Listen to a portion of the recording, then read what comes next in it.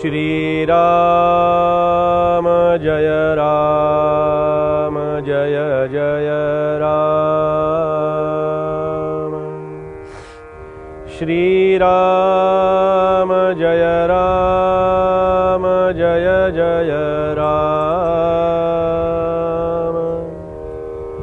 श्री राम जय राम जय जय राम।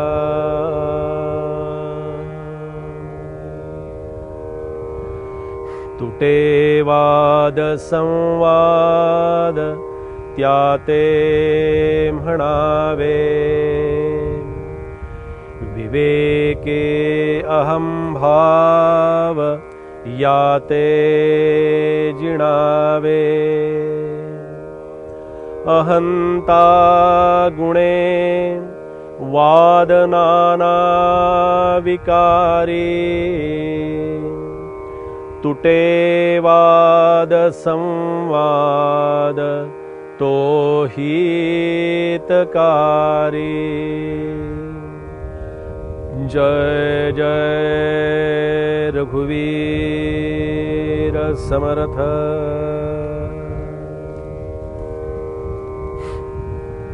तुटे वाद संवाद त्याते म्हणावे। कशाला तो संवाद म्हणावा, कोणत्या विषयांना विवाद म्हणावा, की मनाला मन जोडणं, वृत्तीशी वृत्ती जोडणं, हे मनाशी मन जोडण्याचा जो प्रकार आहे ना, हा समर्थांना या ठिकाणी अपेक्षित आहे, तो समर्थांना या ठिकाणी अभिप्रेत आहे आणि तो संवादाच्या माध्यमातूनच जोडला जातो। विसंवाद आणि वादविवादाच्या माध्यमातून कधीही एकमेकांची मन एकमेकांशी जोडली जात नाहीत। स्वाभाविकपणे माणसाला वादविवादाची आणि वितंडवादाची सवय ही अगदी अंतर्मनापासून त्याला जडलेली असते। मनावरती त्या प्रकारचे त्याचे संस्कार झालेले असतात आणि त्याला संवाद साधण्यासाठी सांगावं लागतं, शिकवावं लागतं, तसे संस्कार त्याच्यावरती करावे लागतात। लहानपणापासून मनावरती अशा प्रकारचे संस्कार जर झाले तर मग तो संवादच करे। आणि भगवंताला, संतांना आणि सद्गुरूंना संवाद हवा आहे। तो संवाद अशा प्रकाराने हवा आहे की मी संवाद करत असताना माझी सत्वगुणात्मक वृत्ती जागी असते आणि वितंडवाद आणि वादविवाद करत असताना माझ्यातले सगळे विकार आणि जे काही आहे अज्ञान ते सगळं असं उफाळून आलेलं असतं। म्हणून समर्थ म्हणाले की आणि हा अहंकार आणि ही जी वृत्ती असते ना, ही अहंकाराच्या प्रभावाखाली काम करत असते, अहंकार वृत्तीच्या प्रभावाखाली काम करत असते। म्हणून सत्वगुणात्मक वृत्तीची वाढ करण्यासाठी आणि सत्वगुणात्मक वृत्ती वाढवण्यासाठी काय करावं, त्याच्यासाठी एक मनाचं स्वतंत्र अशा प्रकारचं अस्तित्व निर्माण करावं। कशा प्रकारचं अस्तित्व निर्माण करावं की जे अस्तित्व फक्त परमार्थ आणि परमार्थाचंच फक्त चिंतन करेल। पहा की पण वृत्ती कशी असते माणसाची, त्याला हे सांगितल्यानंतर तो 10 वेळा विचार करेल, 50 वेळा विचार करेल, पण त्याची वृत्ती काही बदलत नाही।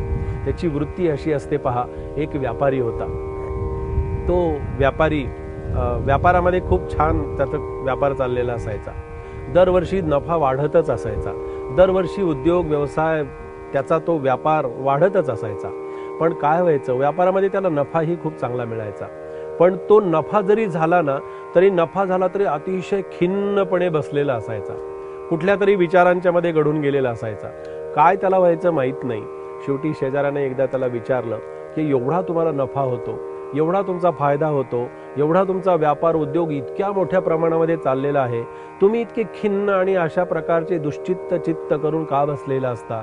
तुम्हाला असं काय वाटतं, नेमकं काय होतं, काही तुमचा काही तोटा होतो का? तुम्हाला व्यापारामध्ये आणखीन काही नफा पाहिजे पण तो मिळत नाही का? व्यापाऱ्यानं काय उत्तर दिलं? व्यापारी असं म्हणाला की माझा नफा होतो आहे, तो वाढतोही आहे, पण काय सांगू का म्हणाले की माझ्या शेजाऱ्याचा व्यापाऱ्याचा नफा हा दरवर्षी माझ्यापेक्षा जास्त होतो। माझा नफा वाढतो त्याचा मला आनंद नाहीये, पण त्याचा नफा माझ्यापेक्षा जास्त होतो याचं मला दुःख आहे। त्याच्यासाठी मी दुश्चित्त बसलेला असतो, त्याच्यासाठी मी विचार करत असतो की म्हणजे माझा नफा वाढावा, याही पेक्षा त्याचा नफा जास्ती कसा होणार नाही याचा मी विचार करत असतो। असा मी स्वतःशी जर सारखा काहीतरी विचार करत असेल तर माझं मन मला चांगला विचार माझ्या मनामध्ये येऊच देणार नाही। एक शेतकरी होता आणि कशी अवस्था आहे पहा की मनाच्या श्लोकाच्या अंतर्गत आपण परमार्थाचं चिंतन करतो आहोत। एक शेतकरी होता, खूप शेती चांगली करायचा, कसायचा, कष्ट करायचा, खूप त्यानं मेहनत करून सगळं काही पीक काढायचा। त्यांनी काय केलं, एक वर्ष छान चांगला पाऊस वगैरे पडला, पाणी भरपूर झालं आणि विहिरीमध्ये पाणी आहे। तर आता त्यांनी विचार केला की आपण आता म्हणाले आपल्या शेतामध्ये ऊसाची लागवड करू। म्हणून शेतकऱ्यांनी त्या वर्षी सगळीकडे ऊसच लावला, बाकी काही लावलंच नाही, कारण ऊसाचं उत्पन्न छान मिळतं, खूप नफा होतो, खूप काही आपल्याला थोडक्या याच्यामध्ये जास्ती काही मिळेल या अपेक्षेपोटी त्यांनी सगळा ऊसच लावला। ऊसाला पाणी द्यायला सुरुवात केली, ऊसाला पाणी सारखं द्यावं लागतं। विहिरीवरती गेला, मोटर जोडली, पाणी द्यायला लागला। एक दिवस पाणी देऊन झालं, दुसऱ्या दिवशी पाणी दिलं आणि दुसऱ्या दिवशी पाणी देऊन तिसऱ्या दिवशी पाणी दिलं, पुन्हा तिसऱ्या दिवशी पाणी देऊन झाल्यानंतर सहज आतमध्ये त्या ऊसाच्या शेतीमध्ये जाऊन चक्कर मारायला गेला की सगळ्या ऊसाला पाणी पोहोचलंय की नाही, सगळ्या शेतीला पाणी पोहोचलंय की नाही। त्या ऊसाच्या शेतीमध्ये गेला तर ते पाणी त्या ऊसाच्या बुडापर्यंत पोहोचलेलंच नव्हतं। ते पाणी गेलं कुठे? ते पाण्याला कुठे वाट मिळाली? पाणी गेलं होतं त्या ऊसाच्या अवतीभोवती सगळी असणारी जी बिळं होती ना, ती सगळी त्या बिळामधून ते पाणी वाहून गेलं होतं, ऊसापर्यंत पाणी पोहोचलं नाही। अशासाठी उदाहरण सांगितलं की आपणही अशाच प्रकारच्या ऊसाची लागवड करतो आणि चांगल्या हेतून करत असतो, स्वतःशी संवाद करून ती ऊसाची लागवड केलेली असते, पण वासनारूपी हे विकार आणि वासनारूपी ही बिळं जी असतात ना आजूबाजूला, याच्यातून ही अशा प्रकारचं पाणी त्याच्यातून वाहून जातं आणि खऱ्या पिकाला, सत्वगुणात्मक वृत्तीला जे पाणी मिळणं आवश्यक आहे आणि जे काही त्याच्यातून उत्पन्न होण्याची गरज असते म्हणा किंवा जी खरंच शक्यता असते, ते त्याच्यातून निष्पन्न होत नाही। म्हणून मनाला मनाचं मनपण सांगण्यासाठी आणि त्याला चांगला सत्वगुणात्मक विचार देण्यासाठी समर्थ म्हणाले की बाबा रे, तुझ्या जवळचा अहंकार जो आहे, हा अहंता गुणे वाद नाना विकारी, हा अहंकार वादविवाद करण्यासाठी आपल्याला प्रवृत्त करत असतो।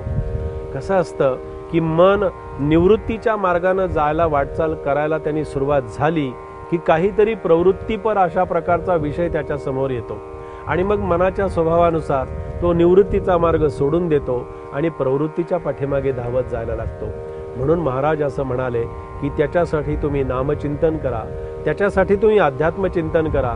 सद्गुरूंच्या चिंतनामध्ये, सद्गुरूंच्या बैठकीमध्ये, सद्गुरूंच्या विचारांच्या मध्ये हे मन जेव्हा आपण अखंडपणानं ठेवण्याचा प्रामाणिक प्रयत्न करू, तेव्हा ते मन इतर कुठला विचारच मनामध्ये येणार नाही। मनाला सारखं काहीतरी काम लागतं, मनाला सारखा चाळा लागतो, द्या काम त्याला काहीतरी। मग काय काम द्यावं? त्याला म्हणावं ही माळ घे आणि जप करत बैस, त्याला म्हणावा हा ग्रंथ घे, हा दासबोध घे आणि इथे वाचत बैस।